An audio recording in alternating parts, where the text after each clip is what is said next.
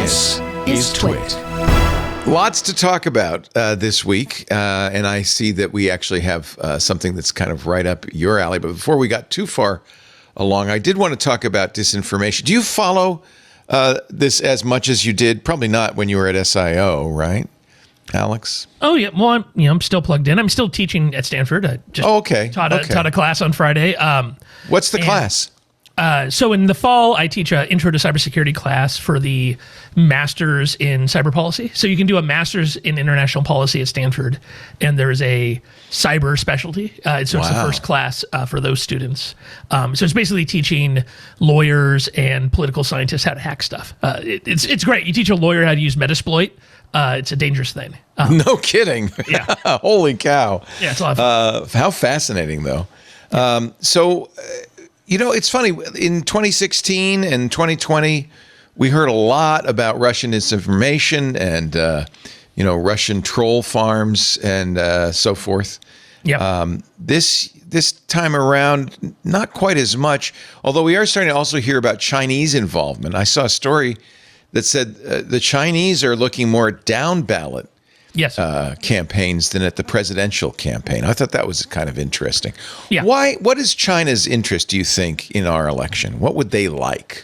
Okay, so overall, there is more foreign interference in this election than any American election before. No kidding. Yeah, including Russian. So the Russian activity is larger. And like you said, everybody else has gone involved, which we have this long history in the cyber world of some country will do something big and spectacular, and then everybody else will copy it, right? You have, the Iranian attacks in the early 2000s and the 2009 Aurora attacks end up being copied by everybody else. You have Stuxnet getting copied. You have the Snowden disclosures laying out a bunch of surveillance techniques that end up getting copied. And so it's the same thing here, that the Russian disinformation techniques from 2016, everybody else around the world looked at that and like, oh, I'd like. They learned the lesson.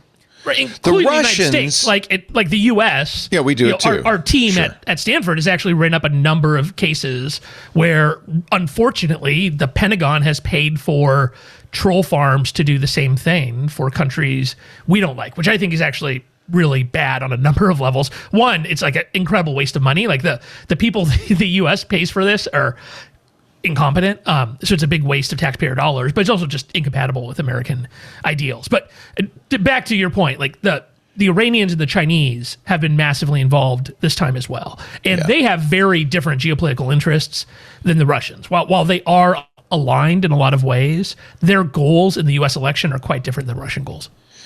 The Russians, it's my understanding, wanted to flood the field with garbage, just to destabilize.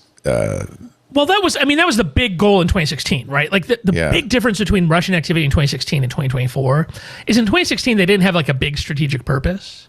You see kind of two themes in 2016.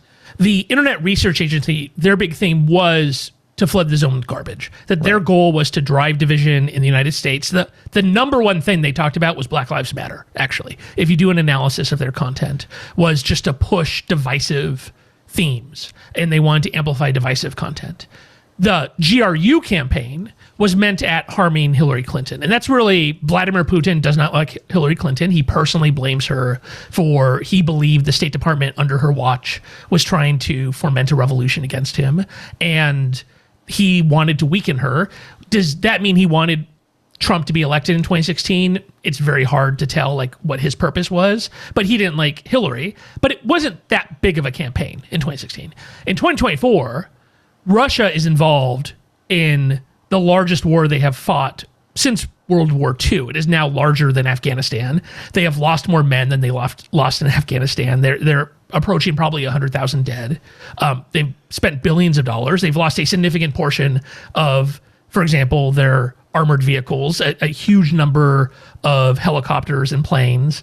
A portion of sovereign Russian soil is being occupied by Ukraine right now. I mean, like, as big of a deal as the Russia-Ukrainian war is to us, it's a humongous deal for them. And so they have a real strategic purpose now for their disinformation that they did not have in 2016. And are they looking for a candidate who will surrender, basically? Stop supporting Ukraine? I think if you look at what they're trying to do, they really have two goals. One is they want Donald Trump to win, but that's not good enough. The other thing they need is they need to build a base of support in the United States for the idea that Ukraine is an enemy of the United States, and that surrendering this war and pulling all support from Ukraine is in the best interest of the United States, which is an idea that did not exist 2-3 years ago, right?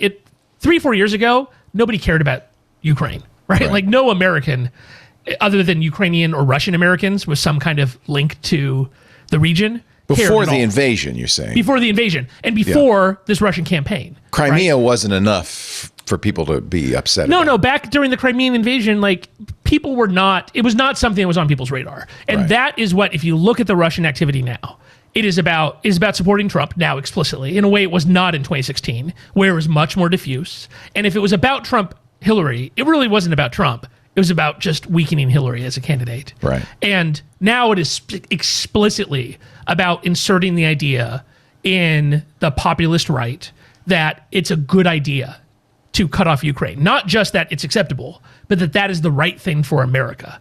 And that has been incredibly effective. And that is why you see them spending millions of dollars. We had this indictment by the FBI of foreign agents who were taking Russian money and giving them to American influencers. Millions of dollars. People were making... that story got so undercovered. Unbelievably. It felt like that was a huge story. Yes. That there were podcasters, there were influencers who were, it turns out, on the Russian payroll, Americans. Yes. And I feel like it got mentioned and then just kind of, oh yeah. And if you think it's just those guys, like I have a bridge to sell you. That's who we caught. Right. Those are the ones who have been caught so far. Right. Yeah. Why did we lose interest? I think it's kind of hard to trace the money trail. I think also Russia is historically very good at exploiting this this category. I believe the term of art is useful idiots. Yeah. These are not like, secret agents. These are not people who actually have any contact necessarily with Russian agents in any form. It's just Russia has identified that if we boost the profile, the influence, the voice of this person, who has these wacky ideas, then that will serve our larger goals. So it does seem like the goal with those guys is they were already big. The goal was they were paying them to talk about Ukraine, right? Is that those guys were big about talking about cultural issues, talking about schools, talking about trans issues and the Olympics and like whatever. But normally people don't care about Ukraine, right? Like it's just not something that is on the radar of the cultural right normally. And so by paying them that money, they could take it from off the radar to making it on the top 5 list of the things that they're going to get angry about in their podcast, in their video, in their newsletter.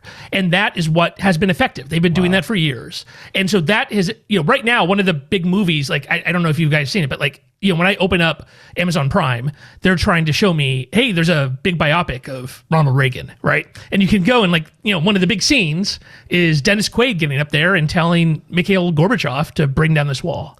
And so at the same time that we're celebrating Ronald Reagan, the party of Reagan has become pro-Russia. Yeah.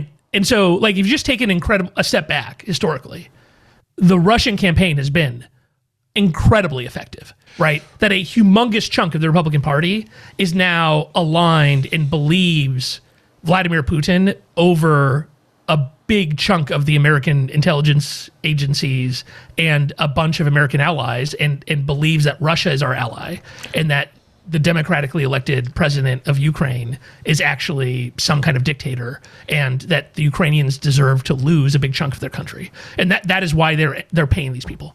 I've been watching For All Mankind, which is on Apple TV. It's basically an alternate history of the space race.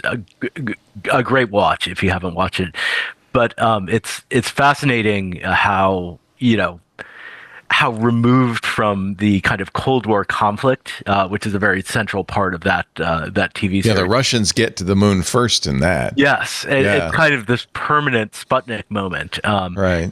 And like, just watching it is a reminder of how how warped, as I think Alex has pointed out, the concept of Russia as kind of a global global opponent. I find that interesting that they have been fairly nimble in taking advantage of new technologies. We were very concerned, for instance, about disinformation created by AI in this cycle, and Russia has now been accused of being behind a deep fake of Trump ballots being destroyed in the election. They've jumped on the deep fakes, right?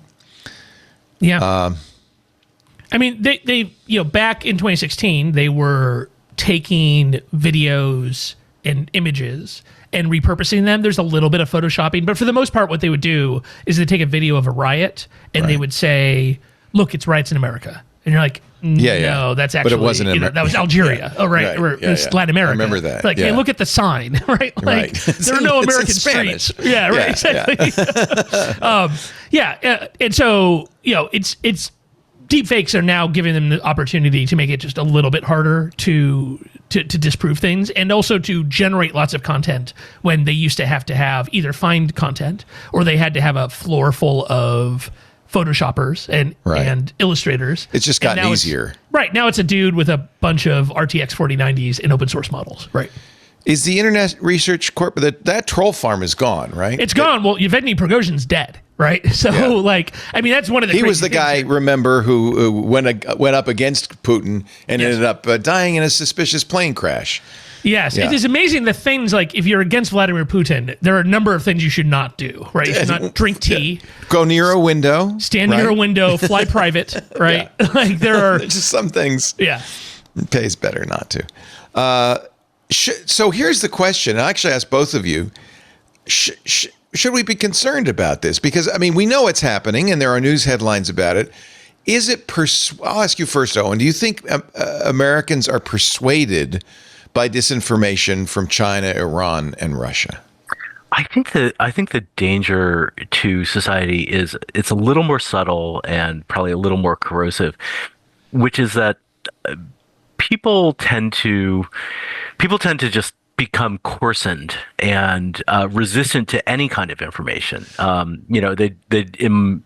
In my industry, they talk about news fatigue. People are just kind of tired of it all. They don't want to hear about Ukraine. They don't want to hear about Russia. They don't want to hear about this disinformation problem, because it's like, okay, well, you're saying information is, you're saying you can't trust anyone. That kind of feeds into people's predispositions, and it also serves probably Russia's and China's and Iran's goals, is to just erode belief in institutions. You agree, Alex? Certainly that's the case. Although I think some of that is we're just overwhelmed with news, legitimate and illegitimate. We're just sick of it. At least I am, from 24-hour news channels and everywhere you have in your hand, this communicator, even if you only on Instagram and TikTok, is full of news. So I think I understand why people are a little done. I think there are people listening right now saying, do we have to talk about this? Isn't there a new iPhone or something we could talk about? Yeah, on elections, there's no good quantitative social science evidence that disinformation has thrown any elections. So that's you interesting. Mentioned, there's been a bunch of studies. Unfortunately, it's quite hard. People have tried to follow panels of people. Like the thing that have been attempted in 2020, 2022, and now that a number of groups are trying in 2024, is they will follow individual voters, look at their preferences, and then also look at what their media content looks like, right, and then see whether or not try to tie it all together, right? Yes, because it's just very hard for social scientists to look at this big diverse set of things that you look at. It seems to be almost confirmation bias. Like if you believe something, then you will read the news and see the posts that confirm what you already believe in, right? Does it change people's minds is the question. But from my perspective, I think if you just take a step back and you look at the big historical, the fact that a big chunk of one of the major political parties in the United States has now decided to back Vladimir Putin in his major geopolitical interest in getting the United States to abandon Ukraine, it looks like it's a victory. Outside of this massive political push, that seems less likely, right? Like and so he certainly thinks it's successful, and they have massively doubled down, tripled down. Like the investment the Russians are putting in is much larger. And part of that is just the cost. Like if, spending 10, 15, 20, $30 million, $40 million, $100 million. It's cheap. It's nothing, right? Like that's losing at the rate at which they're losing tanks and planes and men in this war. Spending $100 million to mess with America's elections, where that is one of the only ways that they might possibly have a victory that is not a negotiated settlement, is absolutely cheap compared to any other outcome. There is, and I will say this is a conspiracy theory, and I don't know how valid this is, but there are data points. For instance, we've just learned that Elon Musk seems to talk to Putin somewhat regularly, as does Donald Trump. Yeah. We've seen J.D. Vance basically say that it was, who cares if Russia wins in Ukraine? We just need to end it. And it feels like this conspiracy theory is that Donald Trump, because of his age and cognitive difficulty, will probably not be very interested. He wasn't that interested in 2016.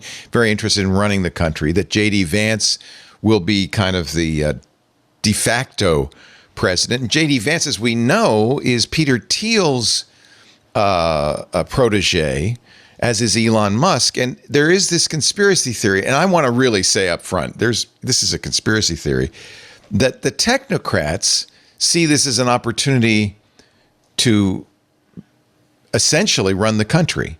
That the Peter Thiel and Elon Musks of the world say, hey, here's an opportunity in a vacuum to kind of move in. And of course, Vladimir Putin is probably the richest person in the world, not Elon Musk. We don't know how wealthy he is, but he basically controls Russia's oil and gas interests.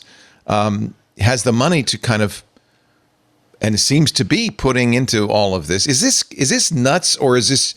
See, this is where I feel like I'm so inundated with information. Well, it's follow the money, right, Leo? Follow the money, and unfortunately, money runs our politics. So, Andreessen Horowitz has declared American dynamism one of its big investment initiatives. What does that mean? It means defense contracting. So, you've got a venture capital firm saying, hey, if we can get in good with the government, and Andreessen and Horowitz, the two co-founders of the firm, have backed Trump this cycle, like we stand to make money. Power. Yeah. Well, and then you have Jeff Bezos telling the Washington Post not to endorse a candidate. And then immediately that day, Blue Origin, Trump meeting with Blue Origin, it just starts to feel a little back room, smoke-filled room, kind of cozy. There's is that disinformation working on me, Alex? Just in the Stranger Than Fiction department, there's a private space firm in For All Mankind. Sorry to go back to my current favorite TV show, and it's just like you look at that and it's like nothing compared to the reality we're in of SpaceX and Blue Origin being basically NASA's only options. Right. I mean, this is why you don't want to hear that Elon Musk has been talking to Vladimir Putin on a regular basis, because he essentially controls our aerospace, our space industry, because Boeing has failed. It did seem like the DOJ put a scare in him. He was paying $1 million a day to people registering to vote, which turns out illegal. I don't know though. And the Putin thing's going to be, if the Musk's clearance issue is a serious one. No kidding. Like NASA says they are going to investigate this. Right. So SpaceX does classified launches for National Reconnaissance Office in the Air Force. That means they have what's called a facility clearance. He is the CEO of SpaceX. I looked into this a little bit. It doesn't look like they have a cleared. It looks like the Space Exploration Technologies LLC is actually the cleared org. They don't have a separate organization. So, sometimes the way you do this is you have a separate company that does federal contracting, and it doesn't look like they do this. It looks like it's the master organization, which means he has to have some kind of clearance. What I've heard is he has a secret, which is not incredibly hard to get. It's probably the best he could do. He's foreign born. He has all these foreign contacts. But even then, with a secret, I think you're still supposed to, it's not as strenuous as with the TSSCI, but you're still supposed to do things like file forms when you have foreign contacts with representatives of foreign governments. I once had I go to this conference called the Munich Security Conference most years. I was at a simulation with a bunch of people, including a guy who used to be in the KGB, which you're never really an ex-KGB agent. Yeah. The form I filled out just from that, being in that room, was 6 pages long. Oh right? my God. So, it's fine. But that's what you have to do if you actually want to follow the rules, right? Yeah. You have a clearance?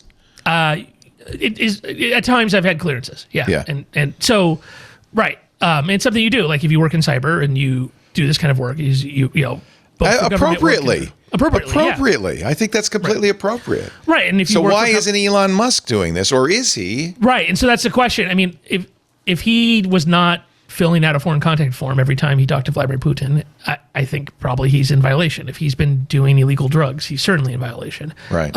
And so this becomes like a real issue for him in SpaceX, because they cannot maintain a facility clearance, and then it becomes a real issue for the government because it puts him in a very difficult position. Because if he loses that, then they're going to have to have a difficult discussion with SpaceX of whether or not he can stay as CEO. Or can he stay in the United States? The revelations about his lack of legal status when he started his first company, Zip2, which then allowed him to bankroll what became PayPal, and led to his whole current fortune. He's a citizen now, right? So I don't think they can denaturalize him for he's outside the. And you probably can't prosecute him for what is really a minor violation you don't have, of a student visa. You have minimal due process when it comes to clearances, which is something they tell you. Yeah, right? That's interesting. Yeah, don't expect. This is different. This is not the legal system. Right. Yeah. You don't have any rights, which is what they tell you basically, right? And you can go to clearancejobs.com, there's forums about this of people, low-level people who make tiny little mistakes and end up having to lose their jobs. That's, by the way, the difference, because they're low-level people. Yeah. And it seems to be in this country, if you're a billionaire, you don't have to follow the same rules. Yeah. And it's getting to the point of where you talk about this, or you talk about Trump taking huge piles of TSSCI material into his bathroom at Mar-a-Lago, and it becomes difficult to then go tell people who work normal jobs at the Pentagon of to give them these briefings of you're going to go to Leavenworth if you take a file folder home, right? It's becoming I think it's becoming a real problem for the security establishment, because the obvious dual treatment of people here is going to make it very difficult to enforce the rules. Hey, thank you for watching this little snippet from our big show, the News Roundtable This Week in Tech. I'm Leo Laporte. Each week we cover the week's tech news, in-depth analysis, but it's also fun and engaging. You'll find it at twit.tv along with all of our shows. And if you want more, just hit the subscribe button, and we'll be sure to bring you a lot more great content. Thanks for listening.